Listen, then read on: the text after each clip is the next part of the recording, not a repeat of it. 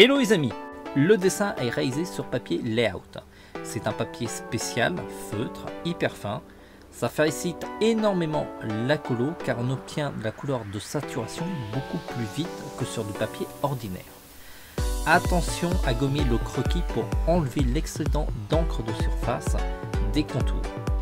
C'est un papier qui absorbe beaucoup moins que le papier ordinaire ou le papier à dessin. Côté contour, j'utilise un liner flexible Mangaka de la marque Zig. Ça me permet d'avoir plusieurs types de traits avec un seul outil, des traits fins comme des traits épais. La taille des traits varie en fonction de la pression que vous exercez sur le liner. Ça demande une certaine habitude, mais si vous dessinez par exemple en infographie, vous avez a priori l'habitude de gérer la pression de votre stylet.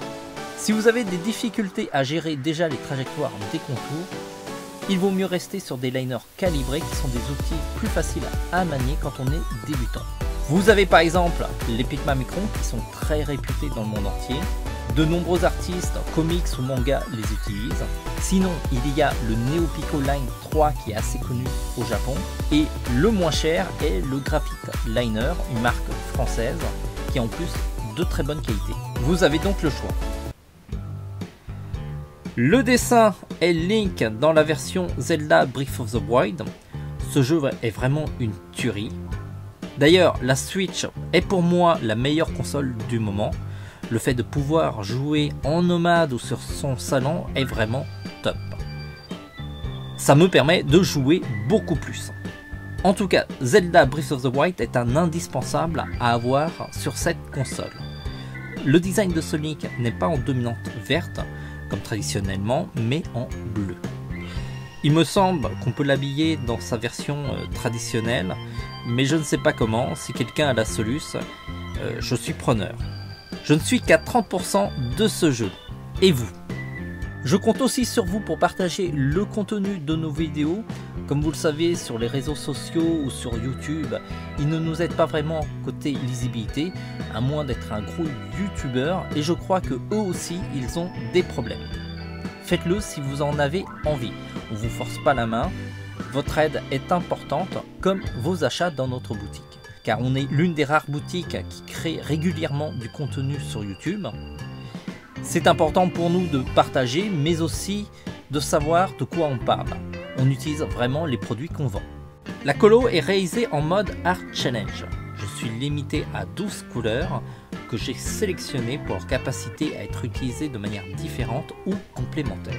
En me limitant, j'utilise quasiment toutes les techniques de base de coloriage au feutre.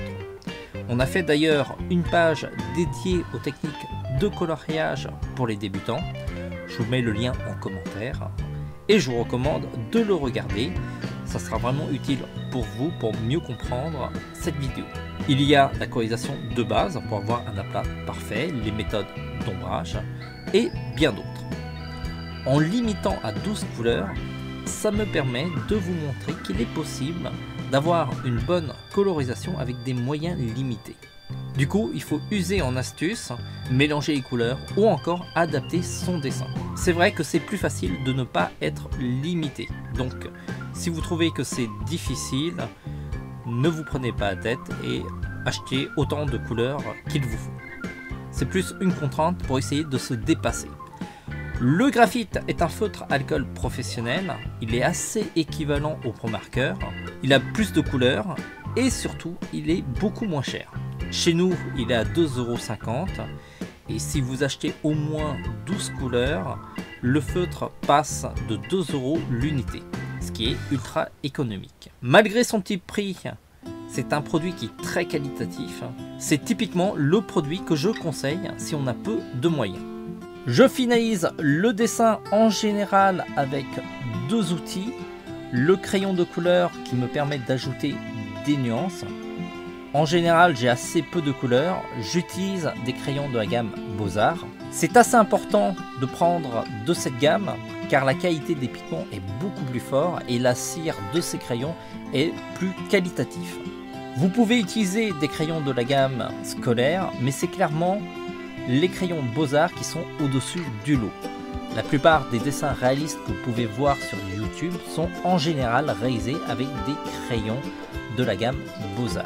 Après, la marque, ça dépend du pays d'origine du dessinateur. En France, la marque de référence est le Polychromos de Faber-Castell. Nous avons aussi dans notre boutique le Polycolor qui a le mérite d'être moins cher. J'utilise aussi un crayon blanc pour éclaircir certaines zones. C'est un indispensable qui peut être utilisé dans de nombreuses techniques comme le feutre à alcool, l'aquarelle ou le craft, et bien d'autres encore. Enfin, j'ajoute des petites touches de blanc à l'aide d'un roller gel. Dans notre boutique, nous avons de nombreuses marques comme Sakura ou Pentel, en général tous des marques japonaises. Les roller gel, c'est vraiment un outil indispensable, tout comme le crayon blanc. Il y a aussi d'autres couleurs de roller gel qui sont utiles pour accentuer certains autres effets de lumière. N'oubliez pas aussi de faire un tour dans notre boutique en ligne, car c'est grâce à vos achats que notre site continue à vivre et à créer toujours plus de contenu. On se dit à très vite. En attendant, dessinez bien.